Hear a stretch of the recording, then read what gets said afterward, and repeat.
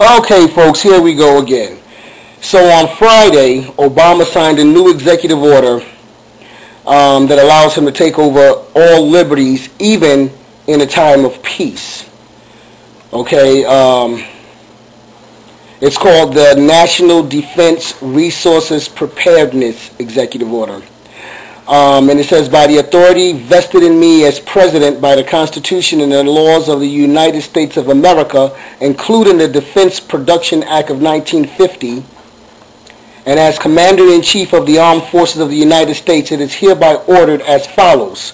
And then they go through the purpose and the policy, talking about that the United States must have an industrial and technological base capable of meeting national defense requirements and capable of contributing to the technological superiority of its national defense equipment in a peacetime and in times of national emergency. Okay, the thing that we need to be concerned about is that he can take over production of everything even during peacetime, people.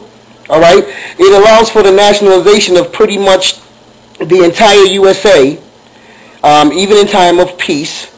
And he can, under this order, restrict civilian travel by any mode, including, they say, probably foot travel. They can ration food. They can restrict water usage, even from private wells. They can ration all drugs, including over-the-counter and vitamins. They can collectivize farms. They can take over all energy production, including home solar units. And it also allows for drafted civilians without compensation. It's like if they have need of your skills, then they can demand and command you to work for them without pay, which is basically a form of slavery. You know, folks, you can hang it up. I mean, stick a fork in America, she's done. You know, these guys have, they've spent centuries implementing different programs and legislation and laws and statutes and everything to control us. And, you know, there's still some people, it's just amazing how there's still some people that are sitting back stating that these are all conspiracy theories and that it's not true, and they want to ridicule people. And then, you know, you got the agents of the government who goes on to different forums and make videos to try to debunk and make people look like fools and idiots because they're telling you to stockpile and get your house in order spiritually. Make sure that you have food and water and supplies to feed your family, because I'll tell you what, it's going to be a real sad day for a lot of fathers when their family is looking at them, their kids are looking at them, and they're hungry and they're thirsty, and because, you know, you decided that you would depend on this government, this foreign corporation who's already passed the Trading with the Enemy Act, and they already look at you as being an enemy, because the District of Columbia has nothing to do with the states. And people, they just either refuse to see it or they just can't comprehend. I guess the fluoride and the aspartame poisoning has really worked well. And the Zionist education that we've received. You know, the baby boomers, they try to blame it on us, the baby boomers. I just made it in, being born in '63. And, you know, it seems like we just allowed a lot of things just to slide by in quest of that, searching for the almighty dollar and riches and fame. And I tell you the truth, boy, it's just going to be real sad. What are you going to do when your family's hungry? What are you going to do when people are busting through your doors thinking that you have food and supplies that they can take from you, and you fought against, you know, the Second Amendment and bearing arms? Man, I guess this guy's trying to suspend the elections, or rather the real president, the real CEO of America. These guys are trying to suspend the elections. They're trying to,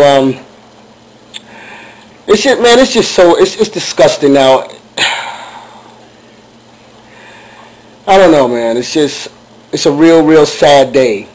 You know, I don't even know if restoring the de jure grand juries will work now, but that seems to be the only legal form of government that we had, was when the de jure grand juries were in operation, and common law and recognizing people as being private individuals was in charge. But I don't know. You know, I started looking at, I don't know if you you've heard about the doomsday preppers and doomsday bunkers, but you know, you got fellow Americans, if that's what you want to call it, but other citizens, your neighbors, that are preparing, and you know, they're showing these people that have taken great measures to protect themselves and their families should anything or when everything hits the fan.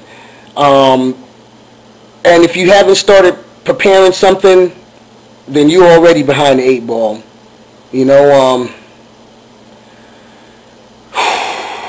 one thing I can tell you is that just better get yourselves together and pass the word around. You know, start trying to collect, or rather stockpile your food and water and supplies and you know, because the supplies are going to be the first thing to go. And if you got money, you've already bought up all the supplies and stuff that you need. It's just us poor folks that need to be trying to, you know, set things aside when we can and put a little bit aside, go to the dollar store, get a lot of canned soup and canned goods, you know, just to try to protect yourself and your family.